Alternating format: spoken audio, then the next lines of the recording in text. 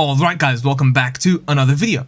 In this one I want to talk about two things that have been recently found within the Elden Ring files. One being a quest line for your Mimic tier, which actually had a full quest with NPCs and stuff. And the other being a future DLC maybe, which includes us time traveling back in time. And yeah, I mean, it's pretty damn cool.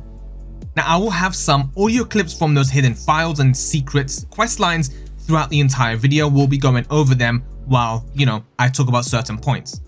Now I will be using some content from first content creator named Nolrin and the other content creator Sekiro Doobie. Both of their channels will be linked down in the description as I am using some of their content. So for the first one I want to talk about is for the quest line for Asimi. This is the hidden Mimic tier that we know right now.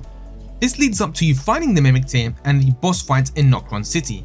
But the way that we're doing it right now, there is no quest line, but this was removed from the game. So this questline starts off in Limgrave by you finding Asimi in one of the artist shacks. Before attacking this tier, she basically tells you to not kill her but to consume her body, giving you strength that you never had before. Please wait, proud tarnished warrior. Before you kill me, let me speak. I can aid you. I offer you power. Now, set your lips upon me and breathe in deep. I will live inside of you and grant you strength untold. You will be giving Asimi's silver tier, which basically does give you, as she promised, strength. Fast forward to us killing Radahn. After killing Radahn, we obviously now, as we know, we have to find Nokron City.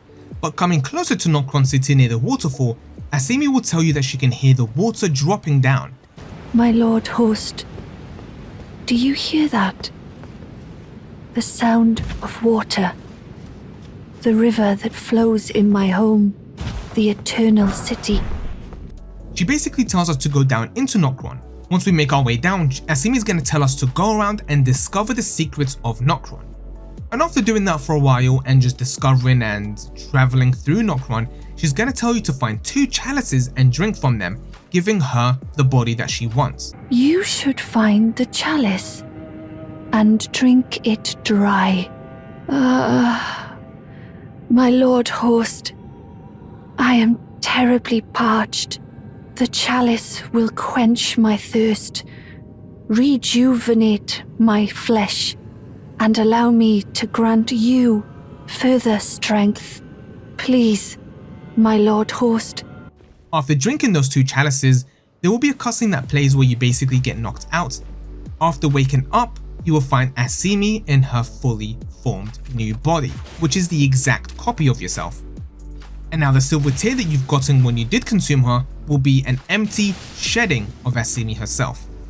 Talking to Asimi, she will tell you now that she is perfect and now will follow you and do as you do and act how you act. She is now the Mimic that we know and love. Later down in the story, you will find Asimi once more, and she basically tells you that she does not want this anymore. This was never her intentions in the first place. She basically said that she knew you will become Elden Lord one day and she wanted to be your Eternal, basically copying you and being your sidekick. But her plan was from the start to become Elden Lord. She never wanted us to find her in the first place, but to find her after we become Elden Lord so she could become Elden Lord instead. She lied to us from the start. She wanted us to find her as an Elden Lord to become Elden Lord herself. If you do read the information about the Mimic tiers, they are basically were created to become lords themselves. So after talking to her and finding out about her lies, now that she wants us dead, it's finally now the time for the Mimic tier boss fight that we know as soon as we go into Nokron City. Now I really don't know why this was removed. It does sound pretty good. The way that you find Nokron right now and the way you fight the Mimic tier isn't really anything special. The way that this was done would have been much better. The boss fight would have been a bit more kind of understandable to the reason why it happened, and you finding the Mimic tier would have had a better feeling towards it. So next up, let's talk about the DLC that many people who have looked into the files think that it's going to include some time traveling. I will have a few things to show you. First off, all the divine towers in the game connect to one specific point in the cloud right in the middle of the map. seems kind of weird, right? You do actually time travel in Elden Ring when fighting Dragon Lord Placidusax, so you go back in time. In the other games from Software does include us time traveling in DLCs as well, so they do have a history of time travel content. So what I'm about to show you is basically some files that were found of Godfrey talking to us in a time before the Lands Between. He doesn't seem hostile at all. He actually does seem a bit friendly and giving us advice about what happens in the future. He talks to us about becoming Elden Lord, the Elden Ring, the Shattering, Marika, and his army being drawn back through the Graces. He is waiting for us, basically. He's given us advice about what's about to happen. Brave, tarnished, Elden Ring, oh Elden Ring. Across the sea of fog to the lands between.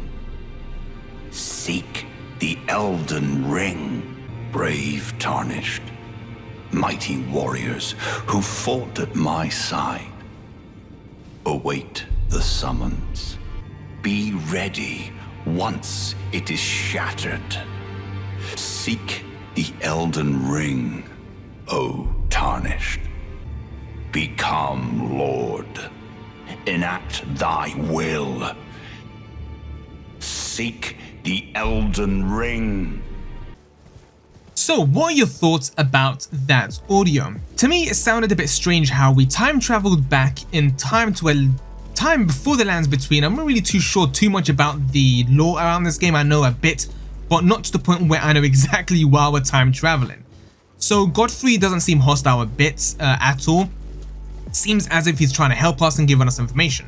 Now, if you guys know the story between Marika and Godfrey and Rani and Godwyn and how they died and what it came to for the Elden Ring shattering and why Radagon actually mended the Elden Ring, or tried to anyway, do you guys know or think why this DLC would become a thing? It does sound pretty damn good. I would love to have a DLC about time traveling and get to understand the story between the characters before they were dead. Yeah, I mean, I don't know if we'd be able to see Miquella or Marika or anything to do with the characters that were dead before, maybe a time where Rani wasn't a puppet. Yeah, thank you guys so much for watching. Hopefully this did bring some information that you guys probably didn't know before.